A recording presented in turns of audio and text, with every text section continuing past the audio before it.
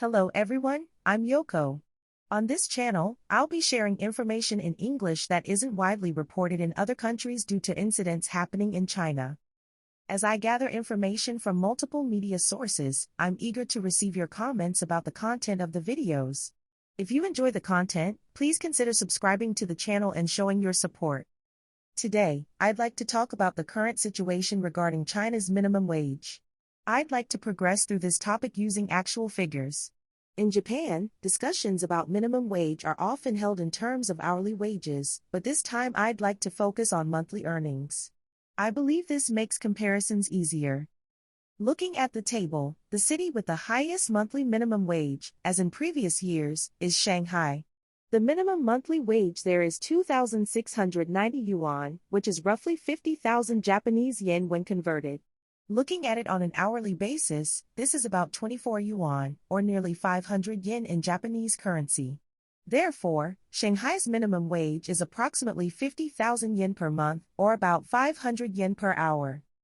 Let's take a look at other cities. There are 4 sets of numbers for both monthly and hourly wages. For example, in Jiangsu province, there are 4 different monthly and hourly wages. This is because, as in Japan, minimum wages differ by region in China as well.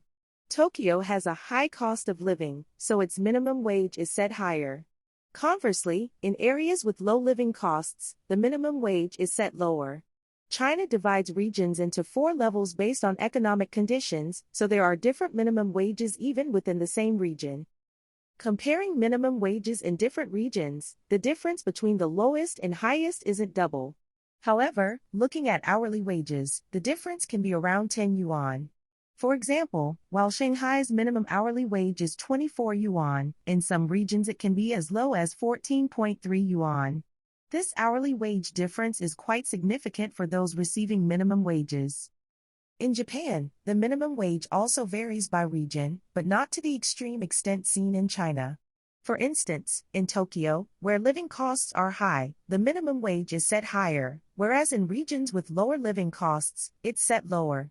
However, even in Japan, there are significant differences in hourly wages by region, with some areas paying as low as 300 yen an hour. From the perspective of Chinese people, the difference in minimum wage by region within China seems significant.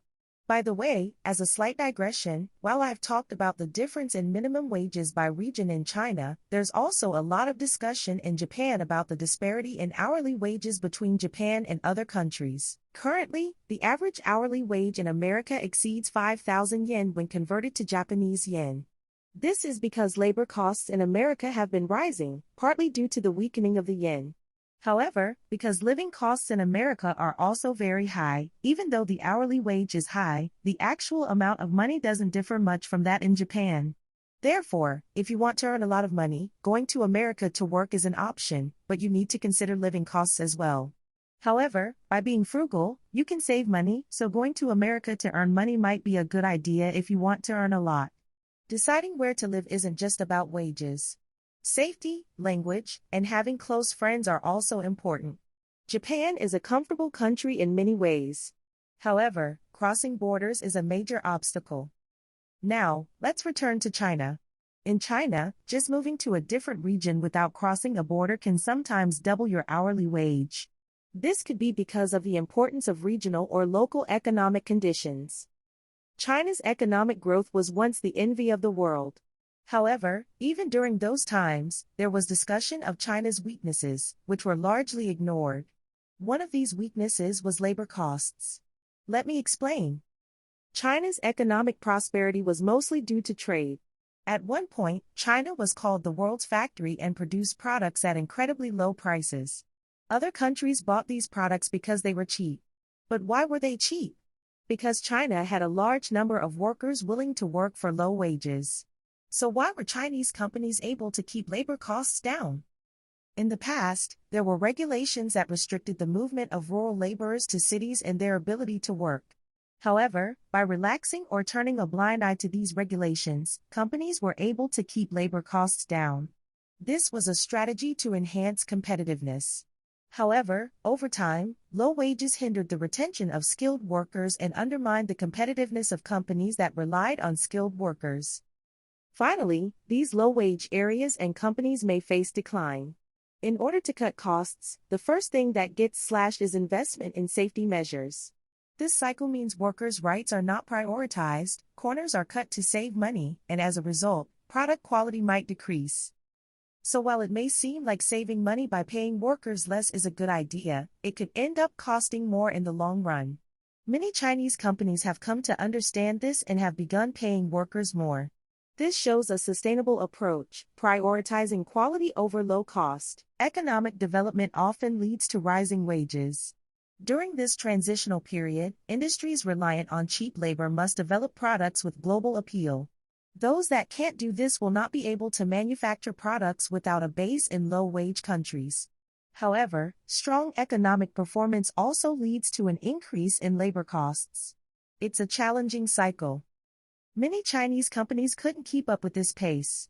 Instead of investing, they've continued jobs that can be done more cheaply in Vietnam. This reliance on low-wage labor is one reason why China's economy is currently declining. Some people blame this decline on containment policies from the U.S., but China's economy won't recover even if U.S. policies stay the same. Every economy ultimately needs to change its structure. It can't rely on low-wage labor forever. Because low-wage workers will always go to where the wages are high, labor costs gradually rise. This is the same within China.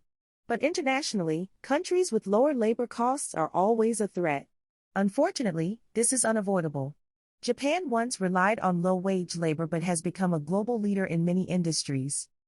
Because China as a whole hasn't yet reached that level, it can't just rely on companies making money to support the whole country. Without addressing these fundamental issues, China's future looks quite dark. Even if the automotive industry switches to electric vehicles, it will be difficult for China's auto industry to compete globally. Japanese companies are already working on electric vehicles and will soon catch up. They're watching to see if the shift to EVs really happens. So, even if the Chinese Communist Party tries to make electric vehicles a reality, I don't think there's much time left. Even if they achieve it, Japanese automakers will be ready. Looking at the mid and long term, it seems difficult for the Chinese automotive industry to compete in the world. Returning to labor costs, China couldn't rebuild its economy during good times. Now that the economy is declining, wage hikes won't last. This is because most of the increase came from urban areas. There is no such increase for the whole of China. Some may be surprised that Shanghai's minimum wage is lower than expected. And some may be surprised that there are people who receive higher salaries than in Japan.